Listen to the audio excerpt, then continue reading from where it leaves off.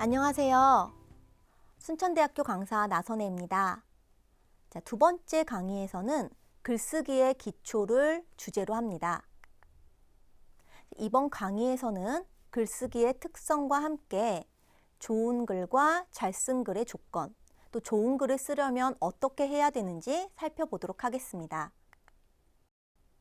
자, 먼저 글쓰기의 특성입니다. 자, 글쓰기는 대개 불특정 다수의 독자를 전제로 하기 때문에 글을 쓰는 사람과 또 읽는 사람의 인간적인 접촉과 유대가 이루어지기 어렵습니다.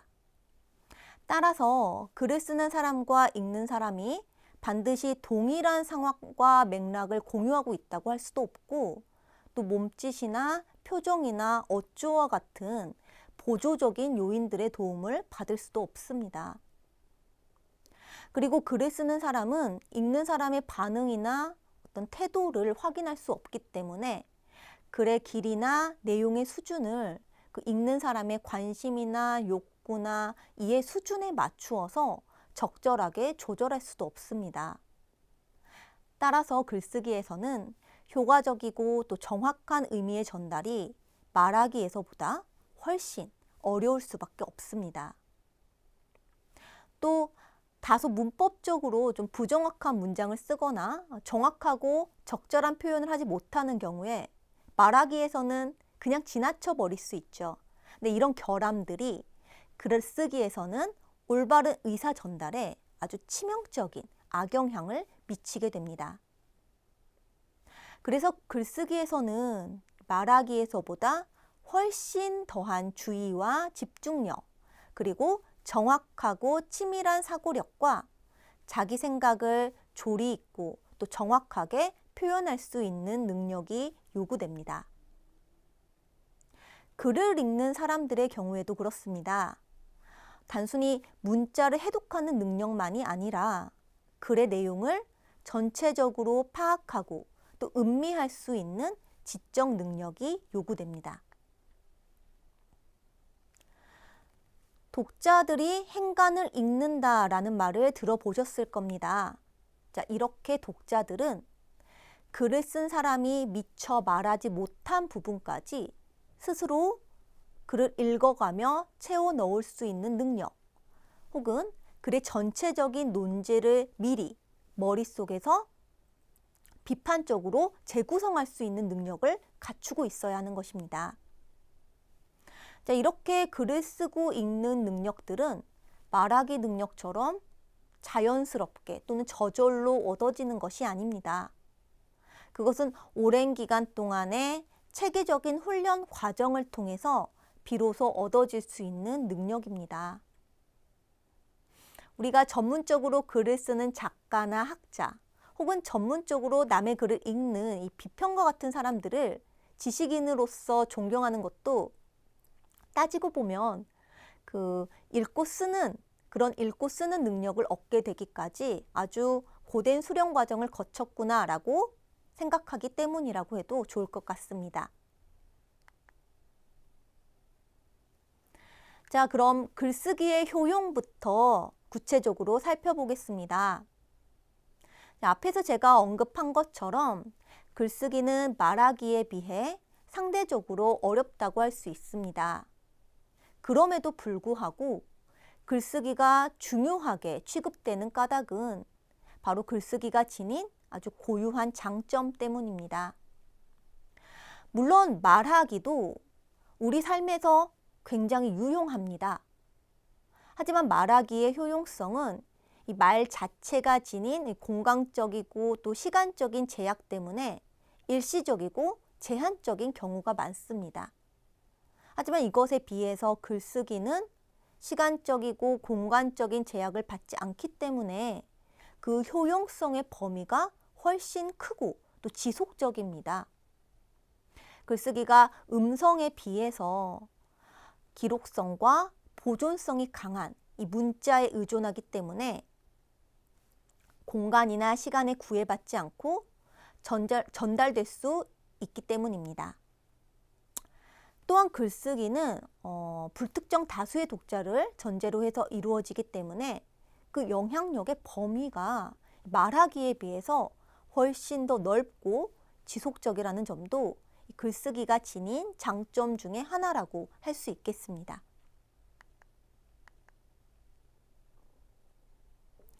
뿐만 아니라 글을 통해서는 말로 표현하기 어려운 복잡하고 어려운 내용을 체계적으로 표현할 수 있습니다. 말하기는 어떤가요? 그때그때 주어지는 상황에 대한 대응인 경우가 많습니다. 그래서 자칫하면 군더더기가 끼어들기도 하고 또 말하는 동안 이 말하는 사람의 감정이나 어떤 심리 상태가 변화됨에 따라서 처음에 논지에서 벗어나 엉뚱한 곳으로 흘러가기도 합니다.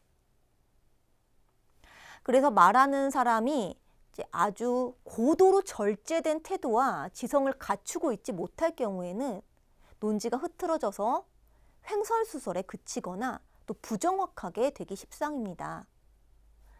이에 비해 글은 그 쓰기 전에 충분한 자료 섭렵과 생각하는 과정, 숙고의 과정을 거칠 뿐 아니라 많든 적든 다시 쓰기의 과정, 즉 퇴고의 과정까지 거치게 되므로 말하기에서 나타날 수 있는 여러 가지 문제점들을 사전에 예방할 수 있는 장점이 있습니다. 그래서 글쓰기에서는 이 표현의 정확성과 명료성, 또 통일성과 논리성을 유지하면서 내용을 체계적으로 표현하고 또 그럼으로써 글을 읽는 이들을 설득하고 또 이성적인 판단을 촉구하는데 말하기보다 훨씬 더 유리하다고 할 수 있습니다. 글쓰기의 이런 효용성은 개인적인 차원에서든 사회적인 차원에서든 여러 가지 삶의 문제들을 체계적으로 정리하는데 많은 도움을 줍니다. 예를 들어 일기와 같은 경우에도 우리가 여러 가지 생활의 체험들을 정리하고 또 그 의미를 반성적으로 고찰하는데 아주 중요한 계기가 됩니다. 일기를 쓰는 동안 내가 미처 그때는 생각하지 못했던 여러 가지 일들을 생각해 볼 수도 있고 또 내 생활의 구체적인 모습을 명료하게 정리할 수도 있고 또 순간적으로 머릿속을 스쳐 지나가는 생각들을 붙잡아서 조금 더 깊이 있는 것으로 다듬어낼 수도 있습니다. 또 생활에 대해 반성한 내용들을 글로 씀으로써 두고두고 자신의 삶을 되비추어 보고 또 삶의 자세를 가다듬을 수도 있습니다. 사회적인 차원에서는 어떨까요? 우리가 생활 속에서 마주치게 되는 여러 가지 문제들에 대한 생각과 의견을 개진하는 것은 앞에서 제가 잠깐 이야기했던 것처럼 우리들에게 강제되어 있는 문화적인 소외 현상을 극복하는 데 중요한 역할을 할 수 있습니다. 자, 이렇게 살펴보면 글쓰기가 지닌 효용 가치는 아주 무궁무진하다고 할 수 있겠죠. 자, 다음은 좋은 글과 잘 쓴 글의 조건에 대해서 살펴보겠습니다. 자, 어떤 글이 좋은 글이고 잘 쓴 글이냐 하는 것은 글의 종류와 또 성격에 따라서 각각 다르게 평가될 수 있습니다. 또 이 글을 읽는 사람들의 관점과 입장에 따라서도 각각 다른 평가가 나올 수 있습니다. 같은 내용이라도 이 풍부한 수사와 어떤 기교를 동원한 글을 어떤 사람은 높이 평가할 수도 있고 탄탄한 짜임새와 치밀한 논리를 바탕으로 자신의 주장을 아주 명쾌하게 내세운 글을 어떤 이들은 높이 평가할 수도 있습니다. 또 어떨까요? 글쓴이의 생각을 꾸밈 없이 아주 솔직하게 써서 자신의 어떤 인간적인 면을 드러낸 글을 높이 평가할 수도 있고요.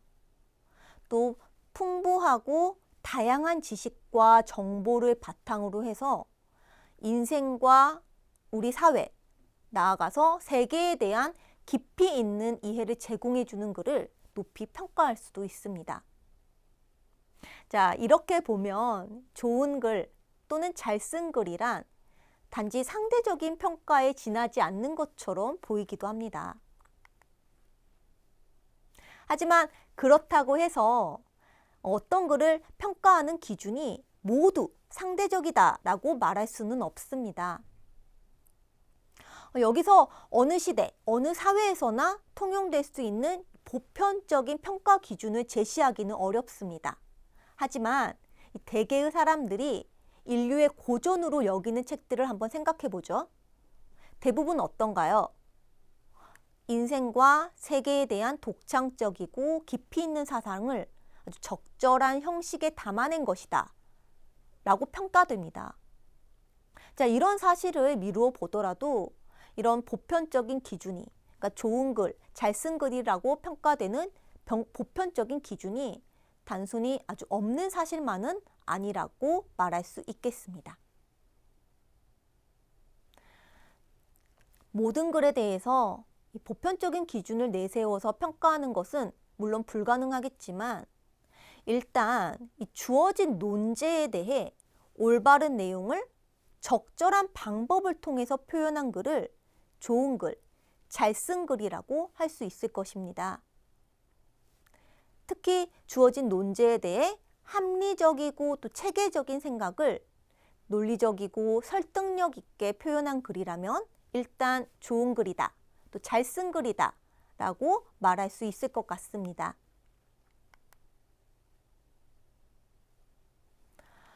자, 하지만 이런 판단 기준의 구체적인 내용은 이야기했다시피 논제의 성격과 내용에 따라서 여러 가지로 변화될 수 있기 때문에 여기에서는 좋은 글과 잘 쓴 글들이 지녀야 되는 최소한의 조건만을 살펴보기로 합니다. 자, 좋은 글, 잘 쓴 글이 지녀야 할 최소한의 조건 중에서 제일 먼저 거론할 수 있는 것은 바로 문법적으로 올바른 문장, 또 글쓴이가 말하고자 하는 바를 정확하게 표현한 문장으로 이루어진 글이어야 한다는 점입니다.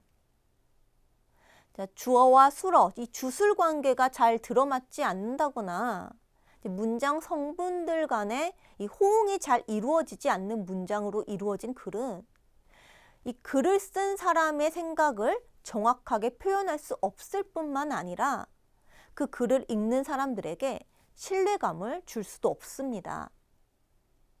또 문법적으로는 별로 하자가 없지만 제대로 논리가 서 있지 않아서 무슨 말을 하고 있는지 충분하게 이해하지 못하는 글들도 마찬가지입니다.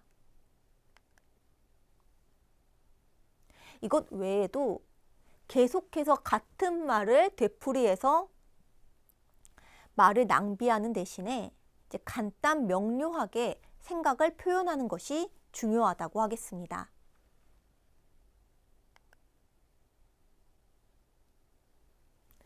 자, 이제 마지막으로 이 좋은 글을 쓰려면 어떻게 해야 할지 살펴보도록 하겠습니다. 자, 어떻게 하면 글을 잘 쓸 수 있을까? 이런 고민은 자기 생각이나 감정을 글로 정리해보고 싶다는 욕구를 느껴본 사람이라면 사실 누구나 한 번쯤은 해보았을 것입니다. 하지만 정작 이런 고민에 대해서 아주 똑 떨어지는 정답을 제시할 수 있는 사람은 별로 많지 않습니다. 또 글쓰기와 관련된 책들을 찾아봐도 속 시원한 해답을 찾기는 어렵습니다.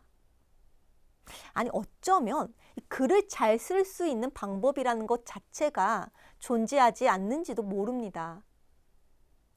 자, 그럼에도 불구하고 꼭 글을 잘 쓸 수 있게 해주는 비결을 말해야 한다면 자, 송나라의 문인이었던 구양수가 말한 3다, 즉 다독, 다작, 다상량을 거론할 수 있을 것입니다.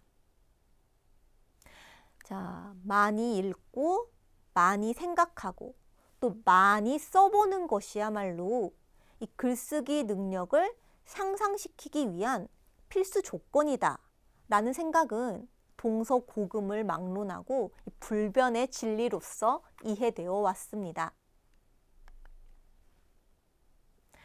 자, 그럼 이 다독과 관계 있는 이 독서의 효용부터 살펴보겠습니다. 자, 읽기는 이 쓰기의 또 다른 측면이다라고 말해도 좋을 정도로 이 쓰기와 아주 밀접하게 관련된 행위입니다.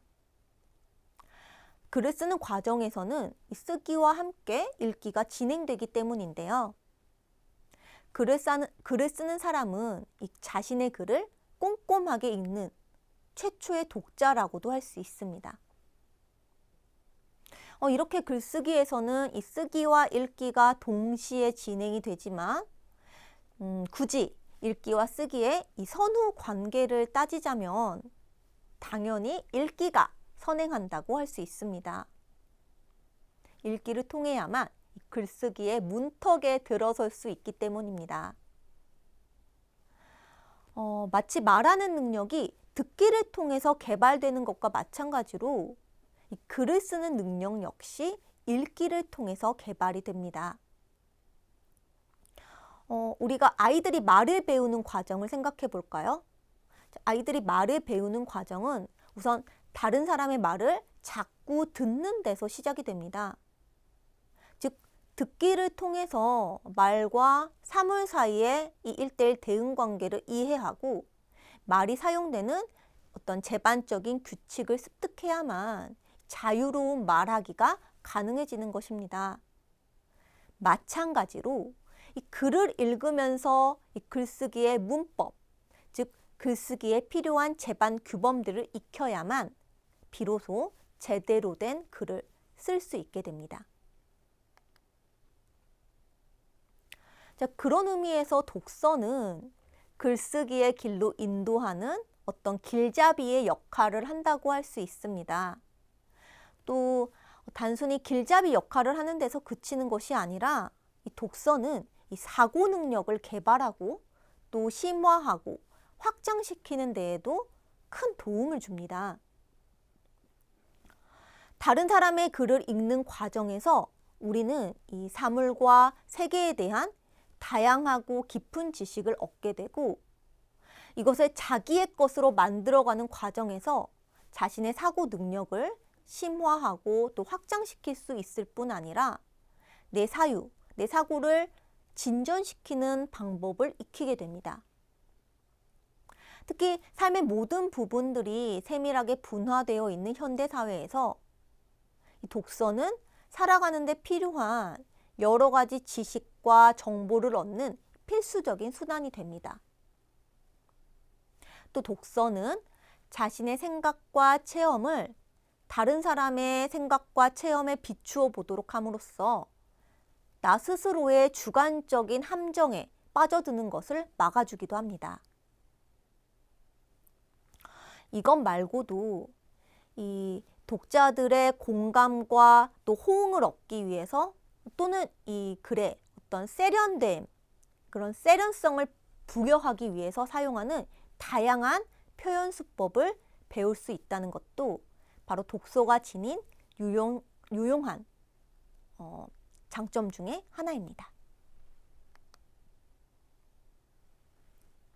자, 하지만 우리가 무작정 아무렇게나 그냥 책을 읽는다고 해서 이런 효용성이 생겨나는 것은 아닙니다. 책을 읽되 그 책에 쓰여진 내용을 맹목적으로 받아들이기만 한다면 이런 효과를 기대하기는 어렵습니다. 자, 그래서 우선 좋은 책을 골라서 읽어야 할 뿐만 아니라 그 책의 내용을 자기 나름으로 정리하고 비판적으로 음미하는 습관을 기르도록 노력하지 않으면 안 됩니다.